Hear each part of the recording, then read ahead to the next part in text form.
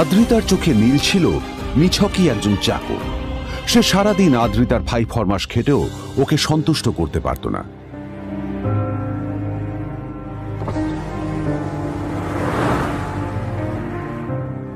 এত কিছুর পরেও কেন একজন ধনী বাবা তার মেয়েকে গরিব ছেলের সাথে বিয়ে দিলেন?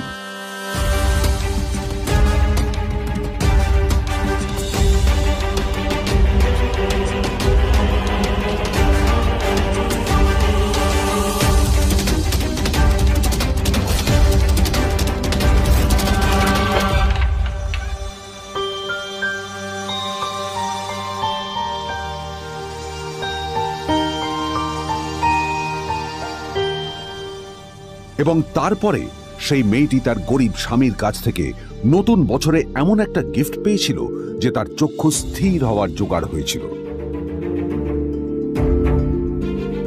আর ওর স্বামী সম্পর্কে সত্যিটা জানার পর তো ও প্রায় অজ্ঞান হয়ে গিয়েছিল।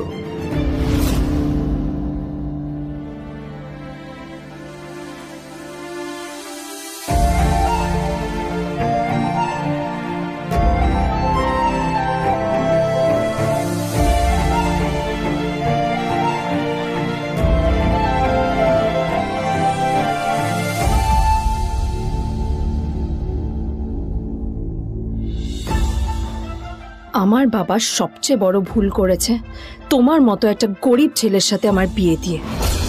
আমার সব বন্ধুদের স্বামীরা ওদের কত দামি দামি গিফট দেয়, আর তুমি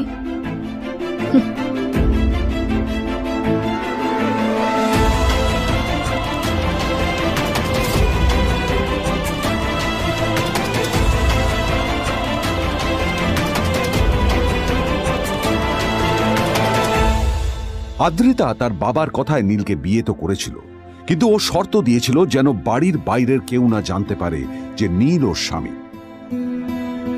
নীল ওই বাড়িতে ঘর জামাইয়ের মতো থাকলেও ও যেন ওখানে একজন চাকর ছিল। সবাই ওকে অপমান করত।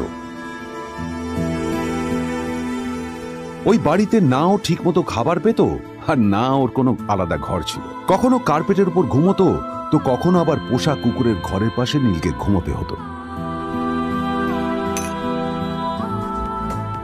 হাত খরচ মেটাতে ও এক জায়গায়